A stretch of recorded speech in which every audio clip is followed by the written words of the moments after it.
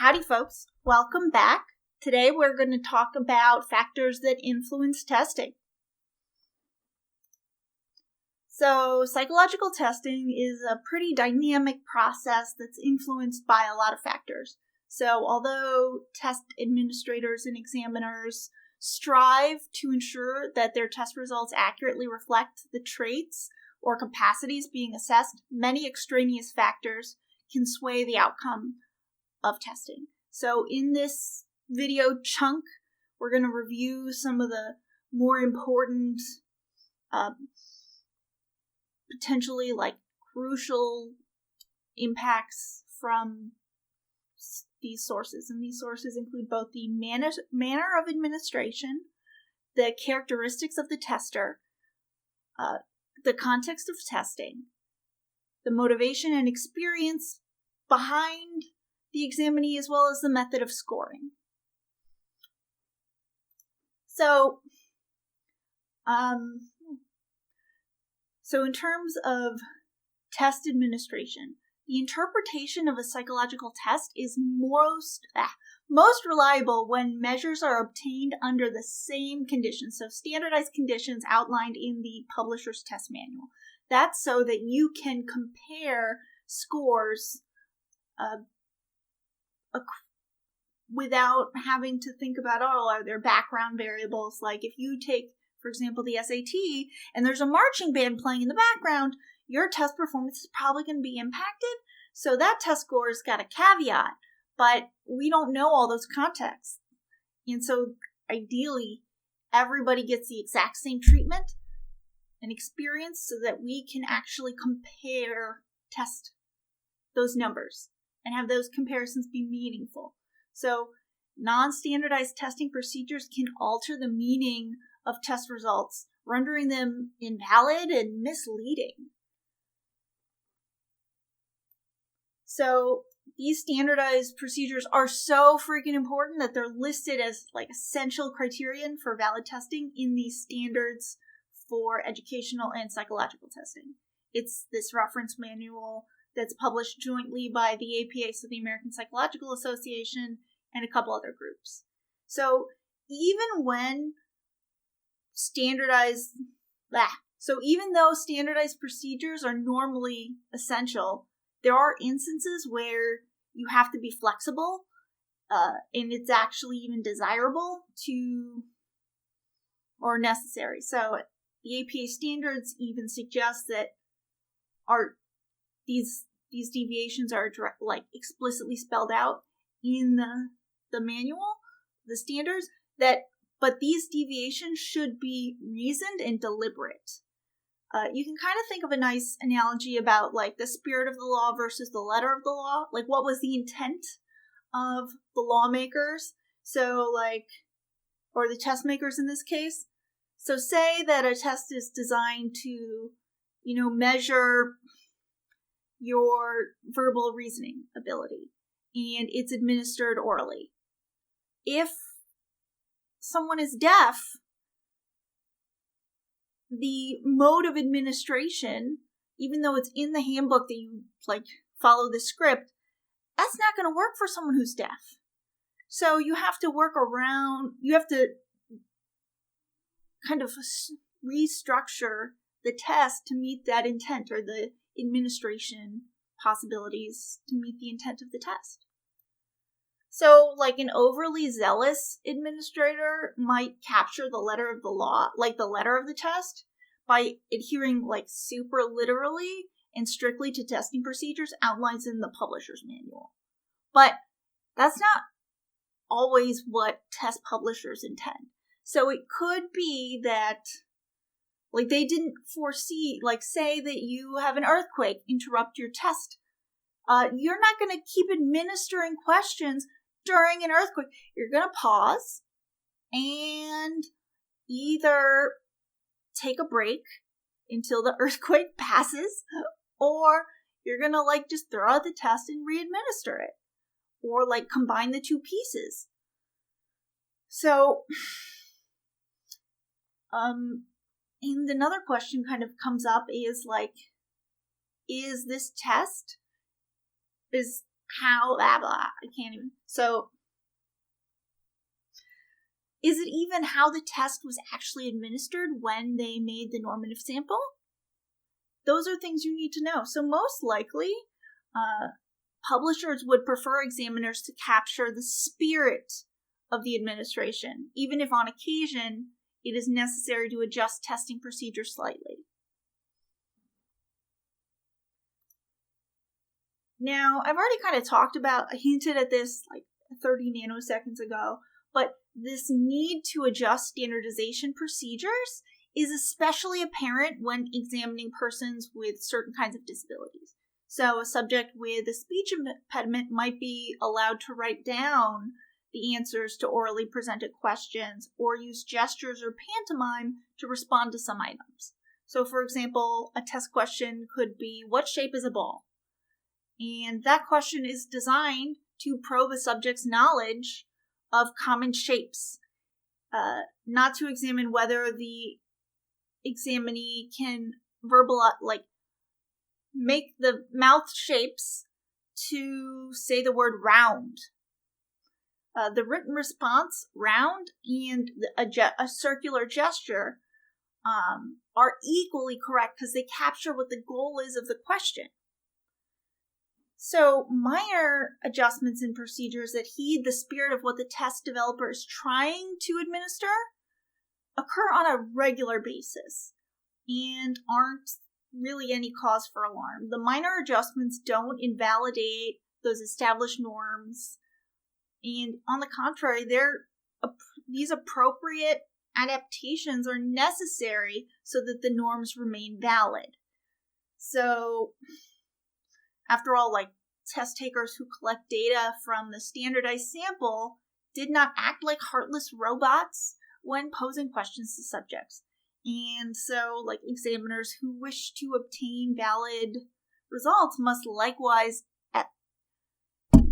exercise reasonable flexibility in testing procedures. So, however, obviously this comes with clinical experience. So the more tests that you administer, the more familiar you are with the intent of the test, the easier it is. So when I make deviations from my assessments, so say there's a fire alarm in the middle of a test, I know what to do, but or how to restructure the test in order to make sure I capture the information I need. I might just slice it up. I might make new items, but that's a case where you're both the examiner and the test creator. So I literally know what the test creator intended because I'm the test creator. I have some nice insight in self-knowledge. However, in most cases, you're not administering a test that you validated or made. So instead, you have to rely on your clinical experience to determine whether an adjustment to the script or procedure is minor or so substantial that the existing test norms no longer apply. So this is why psychological test administrators receive extensive supervised experiences before they're allowed to administer tests on their own. And any of you that are considering going into clinical psychology or counseling psychology, I think also education psych, anywhere where you will be administering tests, you need to get clinical hours. And those are with a supervisor where you essentially get experience administering tests. I've I've been the practice subject for quite a few because at my graduate at Vanderbilt, I was friends with some of the clinical students and they needed test subjects to practice on. So I helped out to give them practice. Sometimes I was given a role, be this kind of to help practice. It was fun. So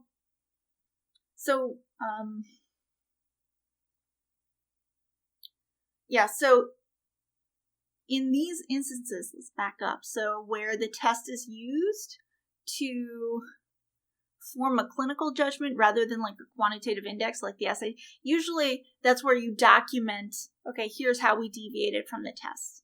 So, for example, if you're examining aphasic patients, it might be desirable to ignore time limits entirely and accept roundabout answers. The examiner, you might not even calculate a score. Like in these rare cases, like the test becomes like kind of like a means to a clinical interview. Now, obviously, like when you don't adhere to these standardized procedures, you need to write this down very specifically in your report. Because every test, every like formal test, there's a really long report. Last time I got formally tested, like it was, I don't know, like 15, 20 pages of documentation. It was a pretty extensive battery. And there was this big giant disclaimer of, Mason has taken more measurement classes than I have had. And like, pretty much it was like, well, she tried her best to answer the questions the way that she would as a client. She still has a lot of outside knowledge that make it really hard. Like, I just can't take IQ tests anymore because I've worked with so many of their data.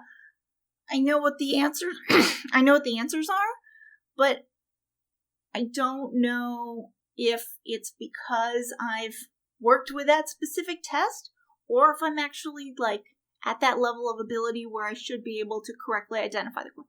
I'm totally ruined. But it's kind of fun. Now, in terms of testing, like ideal testing procedures, so this is going to be kind of a little brief thing. There's so much detail out there. I'm happy to send you guys supplementary chapters if this is something that's really interesting to you. But basically, an essential component of good testing procedure is examiners must be intimately familiar with the materials and directions before the administration begins.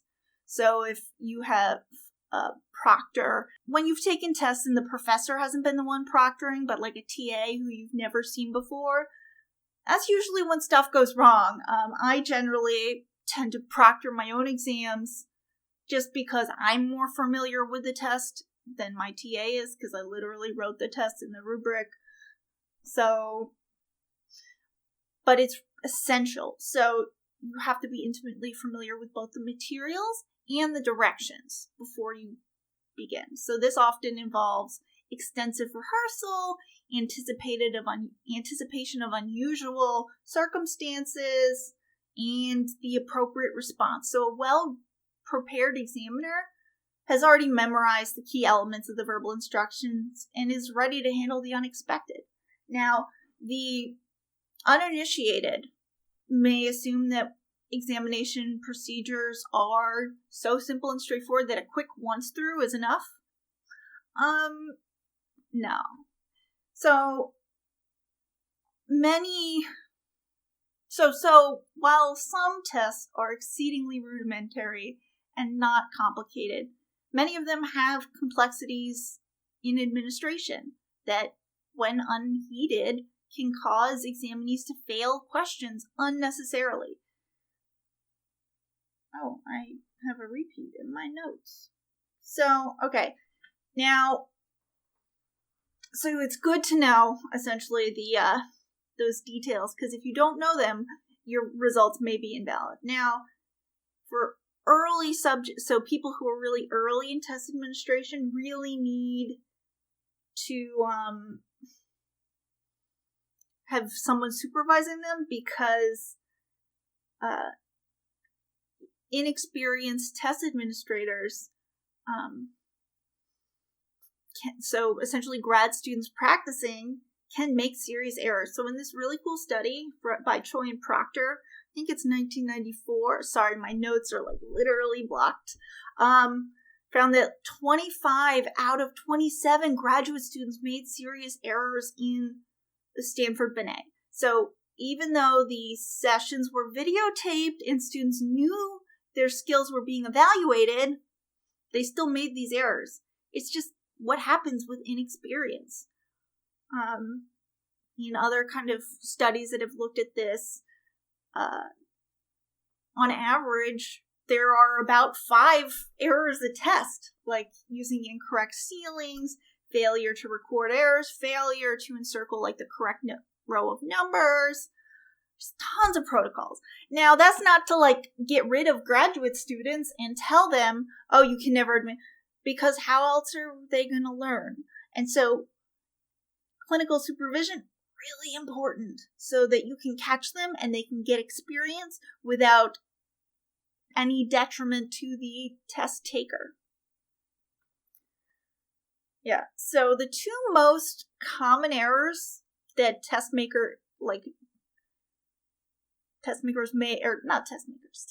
administrators make is the failure to query an incomplete or ambiguous verbal response, as well as granting too many points to substandard answers. So, as an end result, these 2 errors can affect full IQ scores by quite some bit. They can shift it upward or downward away from their true score. And I'm trying to just emphasize here that the details of administration and scoring are really essential to valid results. Now, another important piece to valid test administration is sensitivity to disability. I know I keep talking about this one.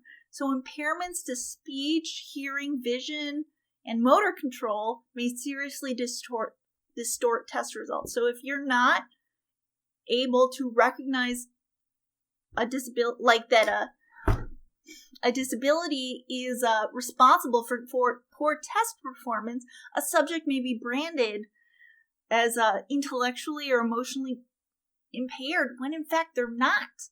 They have a disability. So there's this really horrifying case that was published in 1964 by Vernon and Brown that detailed this case of a young girl who was essentially banished to a hospital for the, quote, this in the 60s, this term they use, mentally retarded, as a consequence of her test administrator's insensitivity to a physical disability. The examiner failed to notice that the kid was deaf and concluded that her Stanford Binet IQ score was 29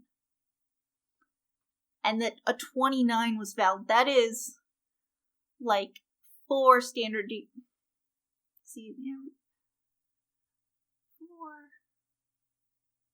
that's like 4 standard deviations below the mean. And like she remained in the hospital for 5 years. And the reason why she only remained in there for 5 years is because she was released after she scored 113 on an IQ test. It was performance-based rather than like verbal. The only details I have on how the story ends is that she left the hospital and entered a school for the deaf and made good progress. But this is why testing really matters. You really need to know and pay attention to your subjects. I've got a couple of different, that's why I have always these giant batteries of tests, but these can also go the opposite way. And in terms of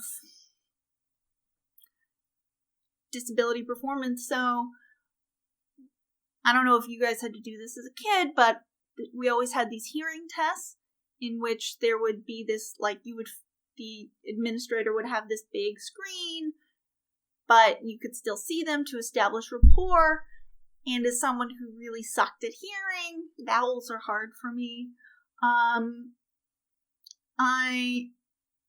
My goal, I was like 5 or 6. And so my goal was to get the correct answers and so instead of like actually indicating where and how, if I could hear the beeps, I realized that the examiner, I could figure out which ear and when they were doing the beeps by if their shoulder moved. So, like here, I'm holding out my hands, and so they would twist the knob and the shoulder moves, which is really frustrating in hindsight. So clever little me was like, oh, I got a perfect hearing score. Technically, yes. Technically, I had a perfect hearing score. But in reality, I'm like one step away from needing hearing aids. So, perfect test score? Not always. And so there, it's like a combination of like being too clever for your own good. And there are tons of different examples, but it's really, really important as a test administrator to detect these signs, because you'll either get scores that are too low or scores that are too high.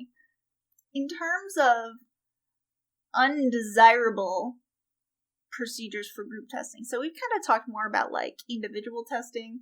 So bad timing is the biggest one. So psychologists and educators assume that any adult can accurately administer group tests as long as he has the like manual, he or she has the manual. You would think that it seems so straightforward, just handing out pen and paper and reading instructions, keeping time and collect. In reality, conducting group tests is tough, and as much finesse as an individual test. So there's this really cool paper from 1951 by Traxler where they found numerous ways that careless administration and scoring can impair group tests. So check out that paper. So undoubtedly, the biggest single source of error is incorrect timing. So examiners have to allot sufficient time for the entire process. The setup requires reading instructions out loud, actual test taking, and just foresightful scheduling. And so, like, an inexperienced examiner might be tempted to cut short the designated time limit for a test so that the school schedule can be maintained. Of course, this is a terrible idea because it totally invalidates those norms and it lowers the scores for most subjects as long as they're, like, keeping pace. As a really impatient kid, I would rush through tests and try and get them done as fast as possible, which obviously not so great in terms of score, but that's a different problem. Now, also allowing too much time can be equally egregious. So, receiving extra time that is not to accommodate a disability, like for the Miller Analogies test, which isn't really used as much, but it's a good example. It's like a higher level reasoning test.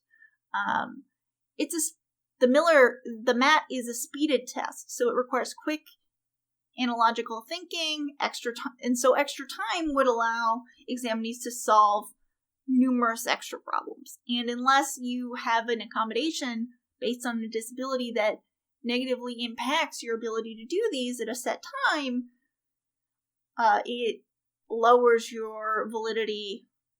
So, yeah. So it's a balancing act. Now, next we got clarity. This one's kind of obvious. If you don't give good instructions, the examiners must read the instructions slowly and clearly to the complete attention of the subjects. You can't paraphrase them because that would deviate from the plan. And when allowed by the manual, examiners must stop and clarify points. Now, third is noise. Noise is disruptive. I got a whole spiel here, but noise causes you to score worse on tests. There, I just saved us all 10 minutes. Now, guessing. This one is really kind of challenging. So, most test developers have a built-in kind of correction for guessing based on established principles of probability.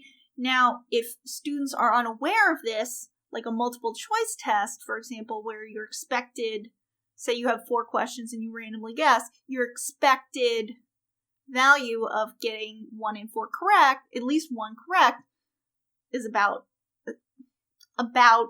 1. So your expected value with guessing is 1. So for true-false tests, you're expected to get half of them right by chance. And so you need to make clear to who you're administering that there are either penalties or not for guessing. All right, so next, I want to talk about test anxiety because in addition to environmental situations, there are person-specific situations. So examinees differ not just on the characteristics that they're being assessed on, but also other things. So a bright student may perform poorly on a speeded test because of test anxiety. I can't believe. Okay, I'm going to read this one. So a sane murderer might try and appear mentally ill on a personality inventory to avoid prosecution. I must have written these notes at a weird time. Anyway, so a student of average ability may undergo coaching to perform better on an aptitude test. And some subjects may utterly lack motivation and don't care. You can actually improve, you can get average levels of like IQ tests to increase if you pay subjects for every correct answer. So clearly not caring or not having an incentive makes a difference. And so these effects the big ones are anxiety, malingering, coaching, and cultural background. I'm going to focus mostly on test anxiety. I'll talk a little about them. But so test anxiety is this phenomenological, physiological, and behavioral response that accompanies concern about possible failure in a test. There's no doubt that subjects experience different levels of test anxiety, ranging from super low-key and chill to incapacitating dread. And in those cases, obviously, this is negatively correlated with achievement, aptitude scoring, measures of intelligence. It's not saying that anxious people are less able. It's that they perform worse. So there's a difference between your actual skill level and your test performance.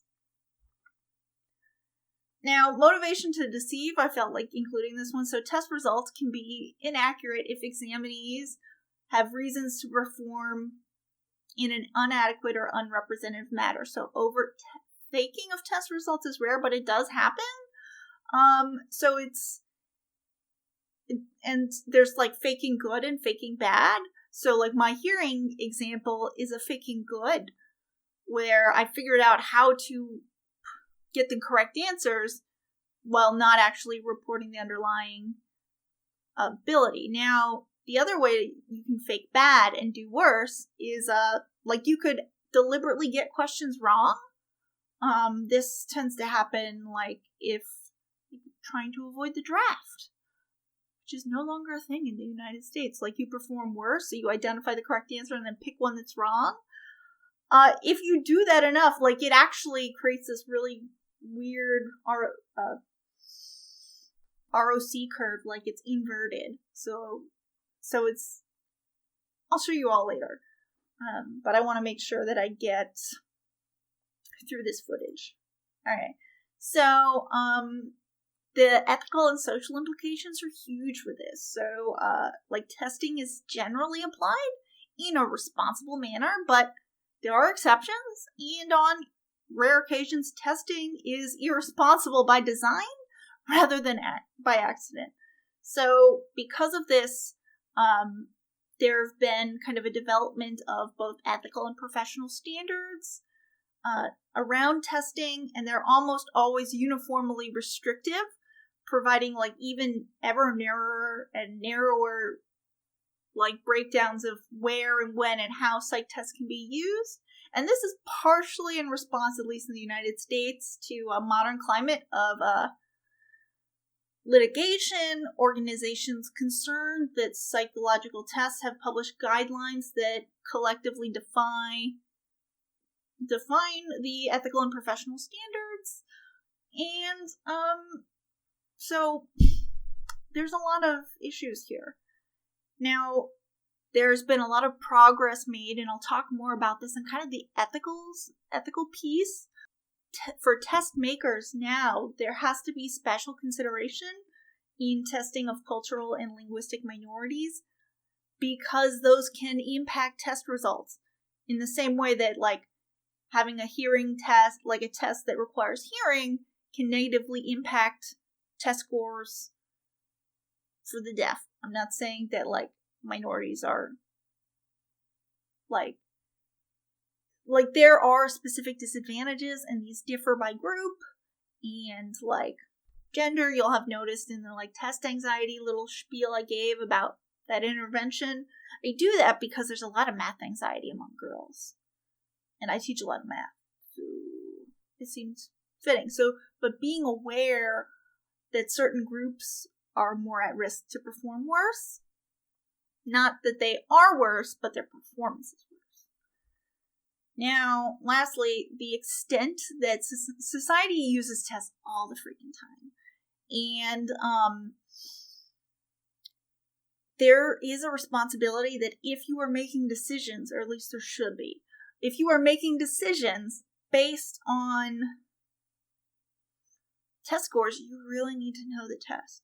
So, like, psychological assessments of personality, interest, brain function, aptitude, intelligence are all a sensitive professional action that should be, completed with the utmost concern for the well-being of the examinee, their family, their friends, and, like, how everyone else will be affected by this clinical assessment.